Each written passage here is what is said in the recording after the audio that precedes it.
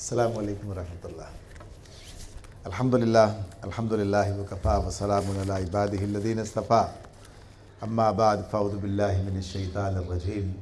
बिस्मिल्लाहिर रहमानिर रहीम। वअदल्लाहु अल्लज़ीना आमनू मिनकुम व अमिलुस सालिहाति लयस्तख़लिफ़न्नहुम फ़िल अर्दि कमा इस्तख़लफ़ल्लज़ीना मिन क़ब्लिहिम व लयुमक्किनन्ना लहुम दीनहुमुल्लज़ी इर्तदा लहुम वलयुबद्दिलन्नहुम मिन बादि खौफ़िहिम अमना यअबुदूननी ला युशरिकून बी शैआ वमन कफ़र बाद ज़ालिका फ़उलाइका हुमुल फ़ासिक़ून। सदक़ल्लाहुल अज़ीम। सूरह नूर की एक बड़ी मशहूर आयत इस वक्त मैंने आपके सामने तिलावत की। इसमें अल्लाह ताला के इरशाद है कि अल्लाह ने वादा फरमाया है तुम में से उन लोगों के साथ जो ईमान लाएं और नेक अमल करें कि वो उनको उसी तरह ज़मीन में खलीफा बनाएगा जिस तरह उनसे पहले गुज़रे हुए लोगों को बना चुका है, और उनके लिए उनके इस दीन को अल्लाह रब्बुल आलमीन उनके इस दीन को मज़बूत बुनियादों पर कायम कर देगा जिसे अल्लाह ताला ने इनके हक़ में पसंद फरमा लिया है, और इनकी मौजूदा हालत खौफ को अमन से बदल देगा। बस वो मेरी बंदगी करें और मेरे साथ किसी को शरीक न करें, और जो इसके बाद कुफ्र करे तो ऐसे ही लोग फासिक हैं। इस वक्त रियासत मदीना, सुन्नत इलाही और पाकिस्तान एक बड़ा मौजू इस वक्त सामने है और वक्त बहुत कलील है। 20-25 मिनट के अंदर इस बात को हमें समेटना है। रियासत मदीना का लफ्ज़ आजकल इतना आम हुआ है और उसे इतना इस्तेमाल किया गया है, और रियासत का मामला तो अलग है, मदीने के साथ ताल्लुक़ अलग है। आम तौर पर तो लोग मदीने के ताल्लुक़ से दिलचस्पी रखते हैं, लेकिन बहरहाल ये वक्त भी आया है कि रियासत मदीना की बात भी की जा रही है। तो रियासत मदीना से हमारी दिलचस्पी का सबब क्या है? पहली बात ये सामने रहनी चाहिए, हम क्यों रियासत मदीना से मुतासिर हैं। क्या रियासत मदीना कोई फ़लाही रियासत थी? यकीनन ऐसा है। तो इस वजह से कि वो फ़लाही रियासत थी, वो एक मज़बूत रियासत थी, हम इस बुनियाद पर उसकी बात करते हैं, या इस एतबार से कि वो वहाँ पर अमन था, उस रियासत के अंदर, उसके अंदर अदल था, इस वजह से हम उससे मुतासिर हैं और उसकी चाहत रखते हैं। जबकि इसी के साथ साथ ये सूरत हाल भी हमारे सामने है कि हमारे सरकर्दा लोगों की बात, हमें ख्वाब दिखाने वाले लोगों की बात, कि उन्हीं में कोई ऐसा भी है कि जो इस मुल्क को पेरिस बना देना चाहता है, कोई चाइना से मुतासिर है, और ऐसे लोगों का मामला भी सामने आता है कि जो रियासत मदीना का हदफ रखते हैं और चाइना के मॉडल पर भी राल टपक रही होती। तो ये एक अजीब कैफियत है कि एक तरफ हम रियासत मदीना की बात करते हैं, रियासत मदीना को अपना हदफ करार देते हैं, रियासत मदीना कायम करना चाहते हैं, और दूसरी तरफ हम दूसरों से भी मुतासिर होते हैं, और कभी इधर और कभी उधर। तो पहला मामला तो यही है कि इस हवाले से कोई यकसुई पैदा होनी चाहिए। हनीफियत का लफ्ज़ कुरान इस्तेमाल करता है, कुरान की बात आपके सामने रही, और यकीनन अगर उससे ताल्लुक़ कायम हो जाए तो ये हनीफियत भी, यानी ये यकसुई भी, ये भी कायम हो जाती है।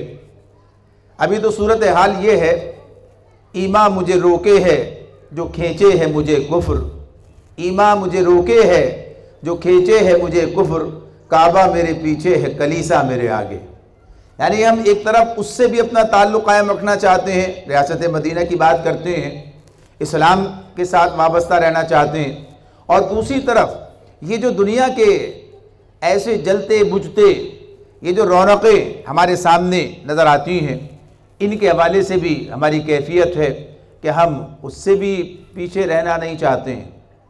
इसी को इस तरह भी कभी कहा था, खूब पर्दा है कि चिलमन से लगे बैठे हैं, साफ छुपते भी नहीं, सामने आते भी नहीं। यानी कोई एक बात तय तो हो जाए इधर या उधर, मामला कोई दो टोक हो, ताकि किसी सिमत में मुनासिब रफ्तार के साथ सफ़र जारी रखा जा सके, काम किया जा सके। तो ये अपनी जगह एक बात है कि रियासत मदीना का लफ्ज़ भी हमारे लिए गोया अब एक अजीब कैफियत इख्तियार कर गया है कि वाकई हम इससे वाकिफ़ हैं, संजीदा हैं, जानते भी हैं या नहीं। तो पहली बात जो हमारे सामने रहनी चाहिए कि रियासत मदीना है क्या, रियासत मदीना का मतलब क्या है, क्या कहना चाहते हैं। रियासत मदीना कहकर हम क्या चीज़ मुराद लेते हैं। वही जो पहले मैंने अर्ज़ किया, किसी ऐसी फलाही रियासत का तसव्वुर, किसी मजबूत मुल्क का हुकूमत का तसव्वुर। रियासत मदीना दरअसल हुकूमत इलाहिया की अमली शक्ल है। रियासत मदीना दरअसल हुकूमत इलाहिया की अमली शक्ल है। लिहाजा जब कोई आदमी कहता है कि रियासत मदीना कायम होनी चाहिए, तो इसका मतलब ये है दूसरे अल्फाज के अंदर कि हुकूमत इलाहिया के कायम करने की बात हो रही है। लेकिन ये बात बहुत कम लोगों की समझ में आती है। बहुत कम लोग इस बात को समझते हैं कि हुकूमत इलाहिया की बात है, रियासत मदीना का मतलब ये है। और ये बात भी साथ ही समझ लीजिए कि हुकूमत इलाहिया की बुनियाद उस वक्त पड़ जाती है, हुकूमत इलाहिया की बुनियाद उस वक्त पड़ जाती है जब एक शख्स ला इलाहा इल्लल्लाह का अकीदा इख्तियार करके उसका ऐलान करता है। इस अकीदे को इख्तियार करके इसका ऐलान करता है कि ला इलाहा इल्लल्लाह, तो गोया हुकूमत इलाहिया की बुनियाद पड़ जाती है। यानी अब उसका काम है कि वो अपने इस अकीदे यानी कलमा जो ला इलाहा इल्लल्लाह है कि अल्लाह के सिवा कोई माबूद नहीं, अल्लाह ही अकेला इलाह वाहिद है, तो इस एतबार से गोया कहिए कि उसकी बुनियादी जिम्मेदारी बन जाती है और इस तरह इसकी बुनियाद पड़ जाती है कि अब हुकूमत इलाहिया उसे कायम करनी चाहिए। तो इससे ये पता चलता है, मालूम होता है कि ये हमारे ईमान का तकाजा है। ये कोई ऐसी बात नहीं है कि कोई चलती फिरती बात है, जिसका दिल चाहे कोई काम कर ले, जिसका दिल चाहे ना करे, बल्कि ये मामला इस तरह सामने रहना चाहिए कि ये हमारे ईमान की उसका पुकार है, उसका तकाजा है, ईमान की तकमील है कि इंसान इस जुद्दोजहद के अंदर मसरूफ़ रहे कि जिस बात को वो अकीदे के तौर पर बयान करता है इसको अमली ज़िंदगी के अंदर निफाज की मंजिल तक भी लेकर जाए। तो ये चीज़ रियासत मदीना के हवाले से हमारे सामने रहनी चाहिए। अब जबकि हम इस मुकाम पर हैं और समझते हैं कि रियासत मदीना और हुकूमत इलाहिया इसको कायम करना ये हमारी ज़िम्मेदारी है, तो फिर दूसरा सवाल ये पैदा हो जाता है कि रियासत मदीना कैसे वजूद में आई थी। यानी एक मिसाल हमारे सामने, हम किसी ऐसे रास्ते के, किसी ऐसी मंजिल के मुसाफिर नहीं हैं जिस पर हम पहली मर्तबा सफ़र कर रहे हैं, बल्कि हमारा मामला ये है कि इस रास्ते पर चलकर एक नमूना अमल, मुकम्मल एक मॉडल हमारे सामने पेश किया जा चुका है और उसको दुनिया ने देखा है और उसकी पूरी रोशनी और पूरी उसकी तफसील जो है वो हमारे सामने। लिहाजा हमें ये देखना चाहिए कि रियासत मदीना किस तरह वजूद में आई थी और आइंदा भी इसी तरह से वजूद में आएगी। जब कभी दोबारा ये हुकूमत इलाहिया का क़याम होगा तो नबी करम सल्लल्लाहु अलैहि वसल्लम ने मदीने में जो रियासत कायम की है, तो ऐसा नहीं है कि आप बस मदीने पहुँचे हैं और वहाँ पहुँचने के बाद आपकी हुकूमत कायम हो गई है और वो रियासत मदीना और उसके फिर नताइज और फिर उसकी खूबियाँ और उसकी फिर और तफसीलात जो हैं वो सामने आ रही हैं। बल्कि असल वाक़या ये है, सूरत हाल ये है कि नबी करम सल्लल्लाहु अलैहि वसल्लम के मदीने जाने से पहले मक्के के 13 साल यानी नबूवत के बाद, नबूवत आपको मक्के के अंदर अल्लाह ताला ने अता की है, मक्के में आप नबी बनाए गए हैं और उस वक्त के 13 साल जो मक्के में आपने नबूवत के बाद गुजारे हैं, ये उस रियासत मदीना की बुनियाद है। यानी इसकी बुनियाद में ये मक्के के 13 साल मौजूद हैं कि मक्के में 13 साल जो आपने काम किया, ऐसा नहीं है कि ये रियासत मदीना उस दिन वजूद में आ गई है जिस दिन नबी करम सल्लल्लाहु अलैहि वसल्लम मदीने पहुंच गए और ये रियासत कायम हो गई, अमलन आप उसके हुक्मरान बन गए और वहाँ पर इस्लामी उसूलों के पर जो है एक सोसाइटी जो है वहाँ पर बनाई जा रही है। बल्कि मेरा कहने का मुद्दा ये है, मतलब ये है और वाक़या ये है कि ये रियासत 13 बरस मक्के के वो भी इसी का हिस्सा हैं। और जैसे मैंने ये जुमला आपके सामने अर्ज़ किया, ये जुमला मैंने आपके सामने अर्ज़ किया कि रियासत मदीना की बुनियाद उस दिन पड़ जाती है जब एक शख्स कलमा ला इलाहा इल्लल्लाह को अपना अकीदा तस्लीम करके जब इसका ऐलान करता है तो गोया वो हुकूमत इलाहिया के क़याम की बात करता है, गोया वो हुकूमत इलाहिया के कायम करने की बुनियाद पेश कर रहा होता है कि अब हुकूमत इलाहिया को कायम होना चाहिए, यानी उसके कलमे का तकाजा है। तो ये कलमा तो 13 साल यानी नबी करम सल्लल्लाहु अलैहि वसल्लम ने मक्के में ये लोगों के सामने रख दिया था, ला इलाहा इल्लल्लाह मुहम्मदुर रसूलुल्लाह। ये कलमा नबी करम सल्लल्लाहु अलैहि वसल्लम ने पहले दिन लोगों के सामने रखा और लोगों की समझ में भी अच्छी तरह से, पूरी तरह से, और गोया कहिए कि शरह सदर के साथ ये बात उनके सामने आ गई थी कि नबी करम सल्लल्लाहु अलैहि वसल्लम क्या दावत उन्हें दे रहे हैं, क्या दावत उन्हें दे रहे हैं। आज के मुसलमानों के हालात दूसरे हैं, लेकिन वो जो काफिर थे, जो उस वक्त मुशरिक थे और जो अरबी को और जो कुरान के ज़बान को और आपके पैगाम को और इन इस्तिलाहात को पूरी तरह समझते थे, लिहाजा अबू जहल हो, अबू लहब हो, कोई भी हो, उन सब ने अच्छी तरह से ये बात समझी थी कि नबी करम सल्लल्लाहु अलैहि वसल्लम किस चीज़ की तरफ उन्हें बुला रहे हैं, किस चीज़ की दावत है जो वो उन्हें दे रहे हैं। लिहाजा इसी वजह से उन्होंने आपकी डट के जो मुखालफत की है वो इसी बुनियाद पर की है कि वो ये तस्लीम करने के लिए तैयार नहीं थे, वो हुकूमत इलाहिया के क़याम के लिए आमादा नहीं थे। वो अल्लाह की इबादत की बात तो करते थे पहले से, यानी अल्लाह को मानते थे, मुशरिक थे, अल्लाह का इनकार करने वाले नहीं थे, और सबसे बड़ा इलाह तो अल्लाह ही की बात थी। लेकिन हुकूमत इलाहिया का मामला, वही बात इस एतबार से वह उनके पेश नज़र ये नहीं थी, उसे तस्लीम करने के लिए तैयार नहीं थे। और नबी करम सल्लल्लाहु अलैहि वसल्लम ने ये बात उनके सामने रखी थी। तो मक्के में जो काम आपने किया, चंद जुमलों में कैसे बात मुकम्मल की जाए, बहरहाल कोशिश जारी है कि नबी करम सल्लल्लाहु अलैहि वसल्लम ने जो वो काम जब मक्के के अंदर आपने दावत उनके सामने रखी है और ये नक्शा आपके सामने, यानी पहले दिन, ये बात याद रहनी चाहिए, हम कहते हैं ये दावत का मरहला है, ये तंजीम का मरहला है, ये जुद्दोजहद का मसला है, मरहला है, ये तसादुम का मरहला है। ये मरहले ज़िंदगी में मौजूद तो होते हैं तंजीम की, लेकिन दावत जब दी जाती है मंजिल की दी जाती है। दावत जिस दिन दी जाती है तो मंजिल की दावत दी जाती है, यानी दावत ये पहले दिन ही इस बात की थी कि हुकूमत इलाहिया कायम होनी चाहिए, और इसी की बात थी, इसी की वो खबर थी जो नबी करम सल्लल्लाहु अलैहि वसल्लम अपने साथी को दे रहे थे कि एक वक्त ऐसा आएगा कि एक शख्स के सना से और हज़र मौत तक चले और उसे किसी का कोई ख़तरा ना हो, यानी ऐसा अमन आलम कायम हो जाए उस कबायली ज़िंदगी के अंदर जहाँ अमन का कोई तसव्वुर नहीं है, जहाँ इतनी बड़ी रियासत का कोई तसव्वुर ही नहीं है कि किसी का खौफ ना हो और कोई इससे ख़तर लाहक ना हो।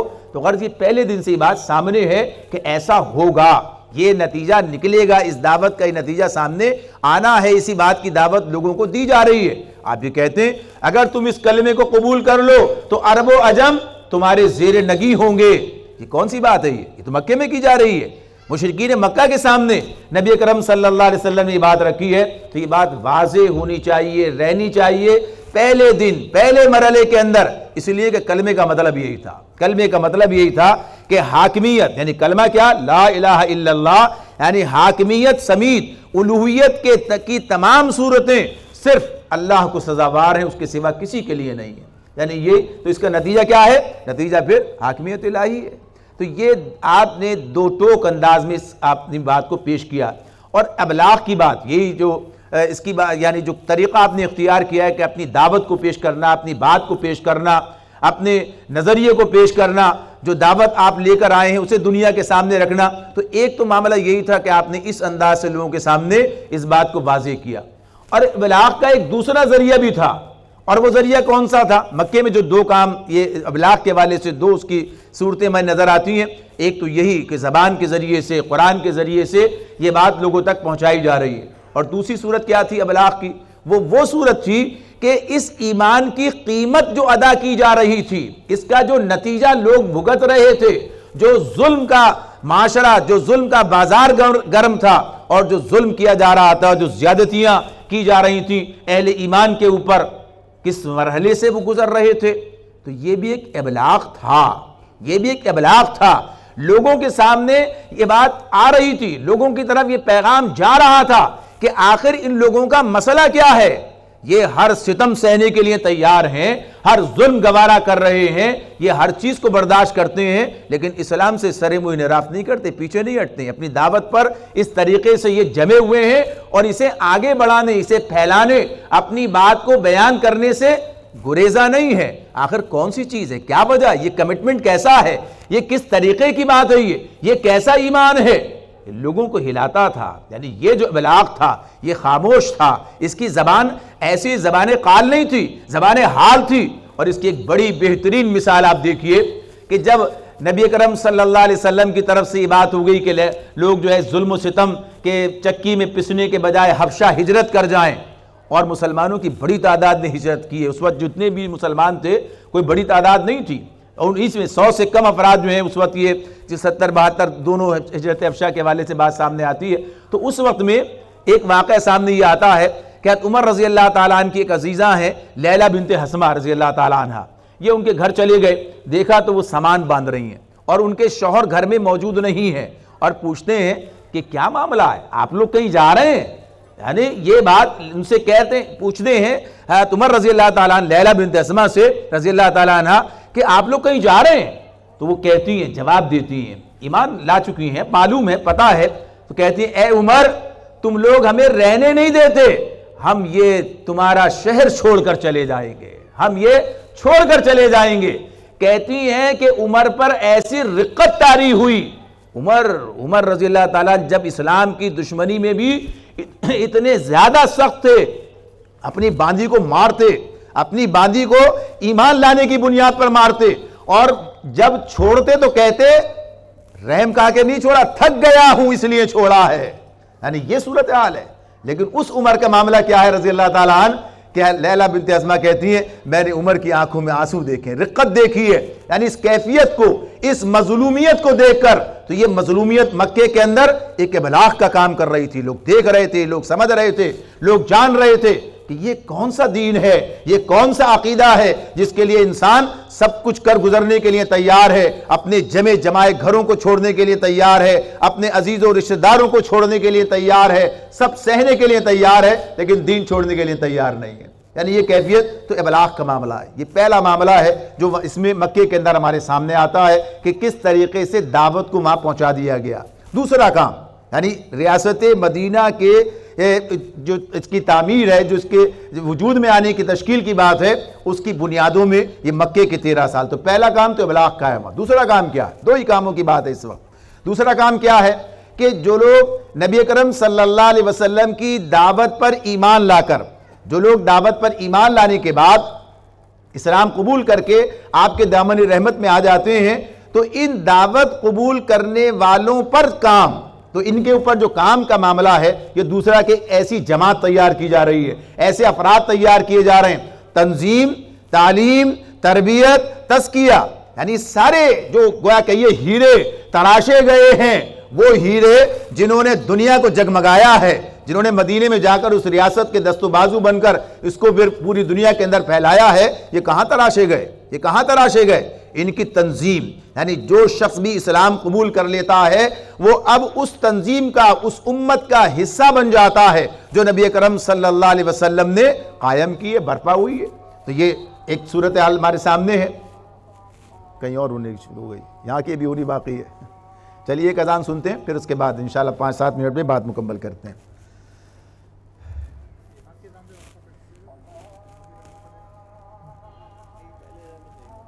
चलिए पहली जो आ रही है अभी तो हो जाए, फिर देखा जाएगा।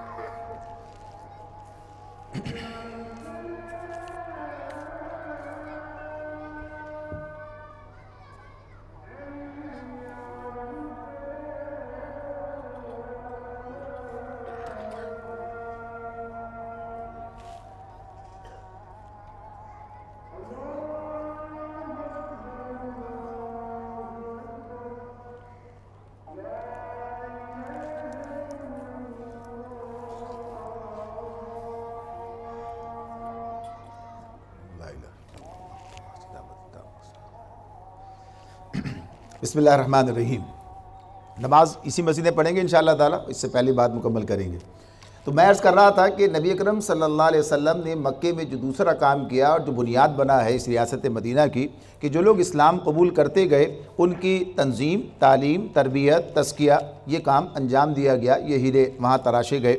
और फिर जब वो मरहला आ गया कि मदीने में इस्लामी रियासत कायम हुई, तो फिर यहाँ पर वो उसके बाद के मरहले हैं कि फिर आपने वहाँ जो काम किया है कि इस्लामी सोसाइटी कायम करने के, उस माशरे को कायम करने के लिए तहज़ीब, तमद्दुन, क़वानीन, ये सारा ये तकमील की जानिब जो सफ़र था, ये जिस तरीक़े से तदरीज का और जिस तरीक़े से तरतीब का हमारे सामने एक मंज़र रखता है कि बहरहाल एक तरतीब है, एक तदरीज है मदीने जाने के बाद भी। ये सब तकमील का मामला तो उस वक्त कहिए कि जब अल्लाह की तरफ से ये आयत आ जाती है, अल-यौम अकमलतु लकुम दीनकुम व अतममतु अलैकुम निअमती व रदीतु लकुमुल इस्लाम दीना। ये मदीने जाते ही नाजिल नहीं हुई है, ये सूरह माइदा की आयत है और बिल्कुल आखिरी मरहले के अंदर ये आयत हमारे सामने आती है। बाज़ लोग तो इसी को आखिरी आयत कहते हैं, सूरत की बात दूसरी करते हैं। तो बहरहाल ये अल्लाह के कब जब तकमील हो गई, तरतीब है, तदरीज है, सारा मरहला है, तो वहाँ से आगाज़ होता है, यहाँ जाके बात मुकम्मल होती है।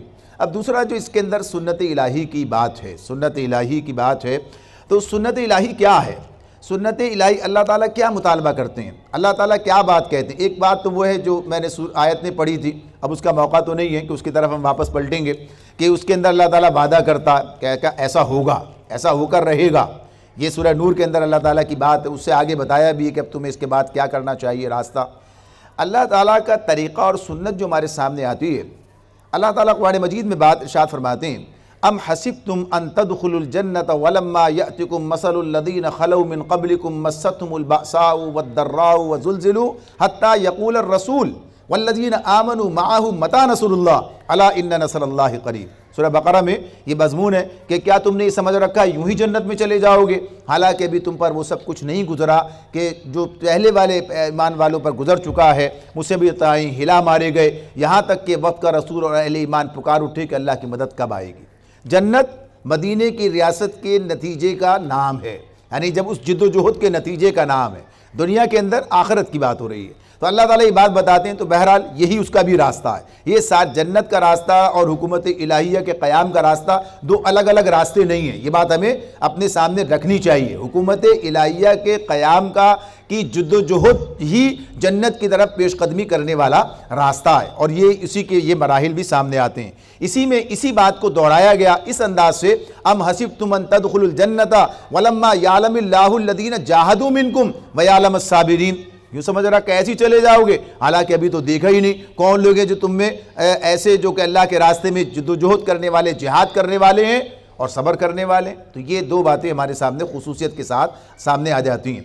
अब नबी अकरम सल्लल्लाहु अलैहि वसल्लम की ज़िंदगी से हम इस चीज़ को देख के और फिर बात को पूरा करते हैं। हम देखते हैं कि जो मराहिल की तब्दीली होती है, किसी मरहले में काम हो रहा है, काम हो रहा है, हो रहा है, हो रहा है, लोग थकने लगते हैं, परेशान होते हैं, लेकिन तारीख़ जो है हमारे सामने एक बड़ा ज़रिया है। ये सीरत पूरी जो है हमारे सामने बड़ा ज़रिया है। और जैसे कुरान की बात हो रही थी कि कितनी बड़ी चीज़, इसके साथ जब वाबस्ता रहकर जिद्दोजहद की जाएगी तो यकीनी तौर पर यह नतीजा खेज़ भी होगी और तसलसल भी इसके अंदर कायम रहेगा। तो वहाँ पर ये बात हमारे सामने आती है कि नबी अकरम सल्लल्लाहु अलैहि वसल्लम इस कैफियत से जब गुज़रे, और ज़ाहिर है कि सारे ऐसा अहले ईमान जो आपके साथ हैं वो भी इसमें शरीक हैं, कि जिस वक्त ताइफ का वो मैदान है, ताइफ की वो बस्ती है, कि ताइफ की बस्ती में जो जुल्म आपके साथ किया गया, जो जुल्म आपके साथ किया गया है, यानी ये जो कहा कि हिला मारे गए वाली जो कैफियत है, वो ताइफ का दिन है और ये वो टर्निंग पॉइंट है नबी अकरम सल्लल्लाहु अलैहि वसल्लम की ज़िंदगी का। यानी ये वो मरहला है 10 नबी में अपने उरूज पर है, जुल्म और सितम और कैफियत कि नबी अकरम सल्लल्लाहु अलैहि वसल्लम ताइफ से ये हाल हुआ, वापस आए हैं तो मक्के ऐसे नहीं गए हैं, बल्कि वहाँ भी आप पनाह लेकर जो है फिर उस वक्त आप गए हैं, मुतिम बिन नदी के पनाह के अंदर आप वहाँ पर दाखिल हुए मक्के के अंदर।